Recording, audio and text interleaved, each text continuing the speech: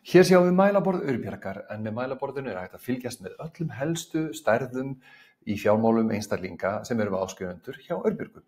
Við stillum því þannig upp að það eru gluggar sem einstaklingar geta þá skoðað sem að standa fyrir ýmsa hluti sem þeir geta skoðað hverju sinni. Hér sjáum við til dæmis í einum glugga að upplýsingar eru fasteignina sem einstaklingurinn á og þá hvað hún er verðmetin á samkvæmt verðmati Aurbjargar og hvernig hún hefur sveiflast til á undanförnum mánuðum. Þetta er afskaplega skemmtilegt að sjá þegar fasteignaverð er að hækka. Í næsta glugga við hliðina hjá þessum einstaklingi er lán sem hann er búinn að skrá niður inn á fasteigninni hjá sér sem líklega er upprunalega 50 milljónir, stendur hitt í 47 milljónum og hver mánaðarleg greiðslan er í næsta mánuði. Svo sjáum við hér fyrir neðan að lánskjaravakt Aurbjargar er á fullu spani við það að reyna að finna betri lán fyrir þennan einstakling og stingur upp á 6 öðrum lánum með betri kjörum. Næst sjáum við hreina eign. Hrein eign einstaklingsins er búin til með því að leggja saman allar eignir og draga skuldirnar frá og þessi einstaklingur virðist eiga 94 milljónir rúmar ef hann myndi selja allt sem hann á og borga upp allar skuldir.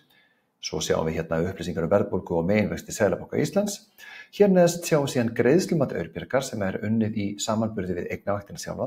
Þá sjáum við það að einstaklingurinn getur keypt sér íbúð fyrir 66 milljónir króna, það er kaupgetan hans.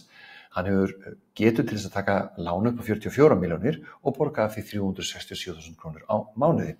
Og þetta tekist á eignavaktinni sem að viðskiptavinurinn er búinn að setja upp, þar sem hann er að fylgjast með einhverjum vissum eignum og sem að birtast í mælaborði Aurbjargar.